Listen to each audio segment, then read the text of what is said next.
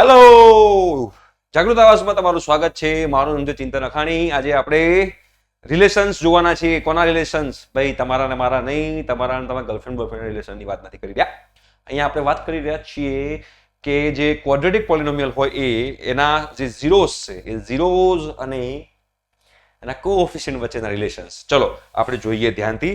હું અહીંયા આગળ તમને લોકોને આ તમારે યાદ જ રાખી દેવાના છે, બહુ કોઈ ટેન્શન લેવાની જરૂર છે નહીં. ધારો કે એક પોલિનોમિયલ છે, આપણે લખી નાખીએ ax² + bx + c. આ એક પોલિનોમિયલ છે p of x બરાબર. આ એક પોલિનોમિયલ છે. હવે પોલિનોમિયલ છે અને આ ક્વોડ્રેટિક પોલિનોમિયલ છે. તો ક્વોડ્રેટિક પોલિનોમિયલ હોય તો એના કેટલા ઝીરો હશે? 2 ઝીરો હશે. 2 હોઈ શકે, 1 હોઈ શકે, 0 પણ હોઈ શકે. પણ જો 2 હોય, રાઈટ, તો આપણે જોઈએ કે એનું શું છે રિલેશન. તો ધારો કે એક ઝીરો નું નામ આપી દઉં આલ્ફા અને બીજું એક ઝીરો જે છે એને આપી દઉં બીટા. બરોબર? એક ઝીરો આપણે નામ તો આપવું પડે, નામ આપવું પડશે, નામાંકરણ કરવું પડે, ફાઈબા આપણે બનવું પડે. અને આગળના લેક્ચર જોવાના બાકી હોય તો ડિસ્ક્રિપ્શન બોક્સમાં લિંક છે, જોઈ કાઢજો બેટા. અને અમારી સાથે વોટ્સએપ ગ્રુપમાં જોડાવવું હોય તો એની લિંક પણ નીચે અવેલેબલ છે. અને મેસેજ કરો કે અમારા ગ્રુપમાં જોડાવવું છે 10th સ્ટાન્ડર્ડમાં, તો તમને જોડી અમારી ટીમ જે છે તમને ગ્રુપમાં જોડી કાઢશે. તો આલ્ફા ને બીટા 2 છે બેટા. હવે આલ્ફા ને બીટા 2 હોય તો 2 ઝીરોઝ છે. તો એ 2 ઝીરોઝનો સરવાળો કેટલો થાય? તો એ 2 જે ઝીરોઝ છે એનો સરવાળો થાય આલ્ફા પ્લસ બીટા બરાબર -b/a. આ રિલેશન છે. -b/a શું છે? b ને a શું છે? એ ગિવન જે પોલિનોમિયલ છે, ગિવન પોલિનોમિયલના કોએફિશિયન્ટ છે. b કોનો કોએફિશિયન્ટ છે? x નો. a કોનો કોએફિશિયન્ટ છે? x² નો. અને આ બે ના ઝીરોઝ છે એટલે આલ્ફા પ્લસ બીટા બરાબર -b/a થાય. આપણે તમને એક્ઝામ્પલ સાથે સમજાવીશ. અને એ બે જે પોલિનોમિયલ જે ઝીરોઝ છે એ બંનેના ઝીરોઝ નું મલ્ટીપ્લિકેશન થાય c/a. શું થશે બેટા? c/a. તો અહીંયા આગળ c છે અને અહીંયા આગળ a છે, તો c/a. આ ક્વોડ્રેટિક ની વાત કરીએ. એવી રીતે ક્યુબિક પોલિનોમિયલ નું પણ છે. પહેલા આપણે ક્વોડ્રેટિક ની વાત કરી નાખીએ, પછી આપણે ક્યુબિક ની વાત કરશું. ધીમે ધીમે હોલે હોલે જવાનું, બાકી કબજિયાત થઈ જાય. બરોબર? તો આલ્ફા પ્લસ બીટા બરાબર -b/a થાય અને આલ્ફા ઇન્ટુ બીટા બરાબર c/a થાય. તમને લોકોને અહીંયા આગળ ખબર પડી ગઈ હશે. ઓકે? અને આલ્ફા અને બીટા શું છે? આલ્ફા અને બીટા એના ગિવન પોલિનોમિયલના ઝીરોઝ છે. ચલો આપણે એક એક્ઝામ્પલ લઈ લઈએ એટલે આપણને ખબર પડે. જો 2x² - 6x + 4, બરાબર, આ એક પોલિનોમિયલ છે. આ એક પોલિનોમિયલ છે. હવે આના પહેલા શોધી કાઢો કોએફિશિયન્ટ કયા છે. તો a શું છે? a A x² no coefficient છે જે 2 છે. b જે છે x નો કોએફિશિયન્ટ છે -6 અને c જે છે કોન્સ્ટન્ટ છે +4. a b અને c. બરાબર છે? આ a b અને c છે. હવે આ a b અને c થઈ ગયા. હવે આપણે એના ઝીરોઝ ફાઇન્ડ કરીએ. તો ઝીરોઝ ફાઇન્ડ કરવા માટે આપણે સૌથી પહેલા શું કરવું પડશે બેટા? તો ઝીરોઝ ફાઇન્ડ કરવા માટે આપણે જે કોન્સ્ટન્ટ નંબર 4 છે, કોન્સ્ટન્ટ, અને x² નો કોએફિશિયન્ટ 8, તો 8 છે, 4 દુ 8 થશે, 4 2 8 થાય. અહીંયા કોન્સ્ટન્ટ 4 છે અને અહીંયા 2 છે, તો 4 2 8 થાય. તો હવે 8 ના એવા બે નંબર, એવી પેર્સ શોધો જેનો મલ્ટીપ્લિકેશન 8 થાય. તો ચલો પહેલી પેર આપણે 8 × 1 8, બીજી પેર શું થશે? 4 2 8. ચલો બીજું કોઈ પોસિબલ છે? નથી પોસિબલ. વચ્ચે પ્લસ છે.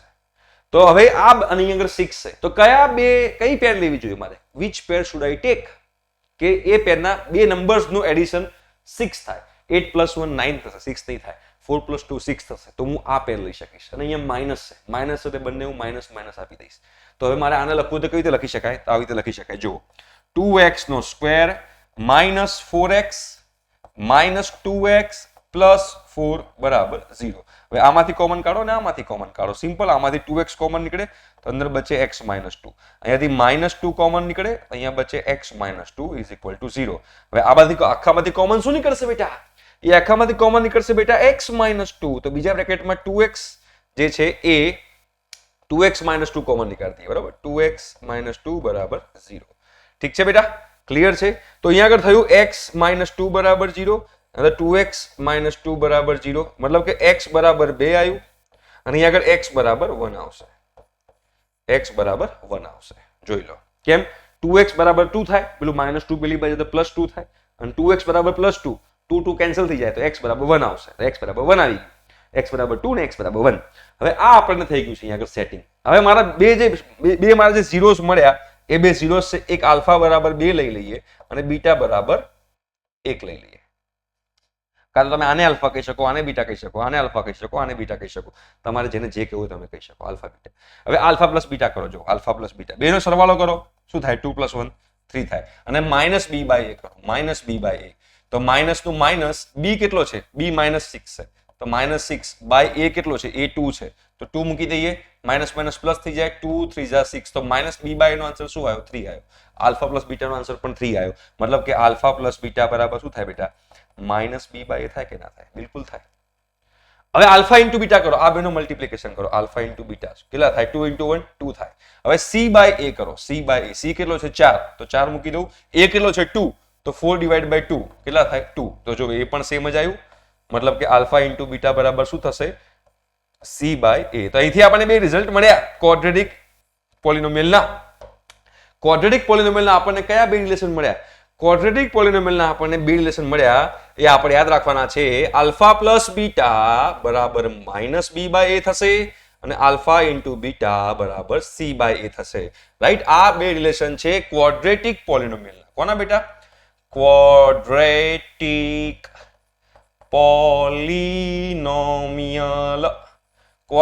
પોલિનોમિયલના છે આ બે રિલેશન બરોબર આલ્ફા પ્લસ બીટા બરાબર -b બાય a અને આલ્ફા ઇન્ટુ બીટા બરાબર c બાય a હવે તમે એકવાર ચેક કરજો અને ચેક કરજો કે આલ્ફા પ્લસ બીટા અને આ જે રિલેશન છે આ બધા પોલિનોમિયલમાં મેચ થાય છે કે નહીં આ જે મેં રિલેશન કીધું આ જે મેં રિઝલ્ટ કીધું એ રિઝલ્ટ બધે મેચ થાય છે કે નહીં એના માટે તમને પોલિનોમિયલ આપું છું તમે ચેક કરતા લેજો 3x² - 7x + 4 બરાબર છે આ એક લઈ લઈએ p of x બરાબર લઈ લઈએ 2x નો સ્ક્વેર પ્લસ અહીંયા આગળ 7 લખી દઈએ તો માઇનસ અહીંયા આગળ 9x લખી દઈએ બરાબર અહીંયા px બરાબર બીજું લઉં છું અહીંયા આગળ 7x નો સ્ક્વેર બરાબર છે અહીંયા આગળ માઇનસ લખી નાખીએ આપણે 3 લખી નાખીએ ઓકે અને અહીંયા લખી નાખીએ -20x હવે આ ત્રણ પોલિનોમિયલ છે આ ત્રણ પોલિનોમિયલ ઝીરોસ ફાઇન્ડ કરો ઝીરોસ ફાઇન્ડ કરી અને ચેક કરો કે આલ્ફા પ્લસ બીટા બરાબર -b બાય a અને આલ્ફા ઇન્ટુ બીટા બરાબર c બાય a થાય છે કે નહીં આ તમારે લોકોએ ચેક કરવાનું છે તમે લોકો આ ચેક કરો તમને લોકોને ખબર પડશે કે આ જે રિઝલ્ટ છે એ રિઝલ્ટ ચેક થાય છે કે નહીં હા ચેક કરતા રહેવાનું જેટલું તમે લોકો ચેક કરતા લેશો તમે લોકોને એટલો ફાયદો થતો રહેશે ઠીક છે તો હવે તમને ખબર પડી ગઈ ક્વોડ્રેટિક પોલિનોમિયલમાં આલ્ફા પ્લસ બીટા હોય તો -b by a alpha into beta હોય તો c બાય a જે આપણે યાદ રાખવાનું છે અને આવી રીતે ક્યુબિક પોલિનોમિયલ હોય તો એનું પણ આપણે યાદ રાખશું ax³ જો એડવાન્સ મેથ્સ પર તમારે કરવું હોય તો bx² + cx + d આ તમારું થઈ ગયું ક્યુબિક પોલિનોમિયલ અને આ ક્યુબિક પોલિનોમિયલમાં તમે જોશો તો આમાં કેટલા હશે આના ઝીરોસ કેટલા હશે આના ઝીરોસ હોય આલ્ફા બીટા ગામા જો મેક્સિમમ પાવર કેટલો છે 3 તો મેક્સિમમ ઝીરોસ કેટલા હોય 3 મેક્સિમમ પાવર કેટલો હતો આની અંદર 2 તો મેક્સિમમ ઝીરોસ કેટલા હોય 2 મેક્સિમમ પાવર 1 હોય તો મેક્સિમમ ઝીરોસ 1 હોય 0 હોઈ શકે પણ મેક્સિમમ કેટલા હોઈ શકે મેક્સિમમ પાવર 3 છે બધામાં જો x નો મેક્સિમમ પાવર 3 તો મેક્સિમમ 3 0 હોઈ શકે તો અહીંયા આગળ આપણે કરશું એ જ રીતે alpha plus beta plus gamma કરી નાખીએ અહીંયા આગળ પછી બબ્બેના મલ્ટીપ્લિકેશનનું એડિશન એટલે આલ્ફા બીટા બીટા ગામા અને ગામા આલ્ફા અને એ બધાનું એડિશન અને 3 એ 3 જે છે 3 એ 3 નું મલ્ટીપ્લિકેશન બરાબર તો alpha plus beta plus gamma same to same -b by a રહેશે પછી -b બાય a પછી આવ્યું તો c બાય a અને છેલ્લે પાછું -d by a plus minus પકડી રાખવાનું માઇનસ પ્લસ માઇનસ આ બધા જે પોલિનોમિયલમાં લાગુ પડે ઈચ એન્ડ એવરી પોલિનોમિયલ પહેલા માઇનસ આ b બાય a પણ માઇનસમાં પછી c બાય a પ્લસમાં પછી d બાય a માઇનસમાં માઇનસ પ્લસ માઇનસ જો અહીંયા પર સ્ટાર્ટિંગ ક્યાંથી કર્યું હતું સ્ટાર્ટિંગ આપણે કર્યું હતું પહેલા માઇનસથી -b બાય a અને +c બાય a તો અહીંયા પણ એવું જ છે એક એક્સ્ટ્રા વધી જાય છે તમે જુઓ તમને ખબર પડે કે -b બાય a પછી +c બાય a અને -d બાય a તો આ થઈ ગયું તમારું ક્યુબિક પોલિનોમિયલનું બરોબર આ તમારું ક્યુબિક પોલિનોમિયલ કહેવાય તો હવે તમને ખબર પડી ગઈ હશે કે જે પોલિનોમિયલ્સના કોએફિશિયન્ટ છે ને પોલિનોમિયલ્સના જે ઝીરોસ છે એ વચ્ચેનું રિલેશન શું છે તો અહીંયા આગળ પોલિનોમિયલ્સ ચેપ્ટર કમ્પ્લીટ થાય છે તમે લોકો એક્સરસાઇઝ જે છે એ અને એના ઇલસ્ટ્રેશન જે છે તમે લોકો ઇઝીલી સોલ્વ કરી શકશો તો નેક્સ્ટ લેક્ચરથી આપણે એની એક્સરસાઇઝ સોલ્વ કરવાનો પ્રયત્ન કરશું બટ આઈ થિંક સો કે તમે લોકોને બધા જ ડાઉટ સોલ્વ થઈ ગયા હશે તો હવે નેક્સ્ટ લેક્ચરમાં તમારે આવવાનું છે શેના માટે તમારે આવવાનું છે એક્સરસાઇઝ સોલ્વ કરવા માટે ઠીક છે thank you so much bye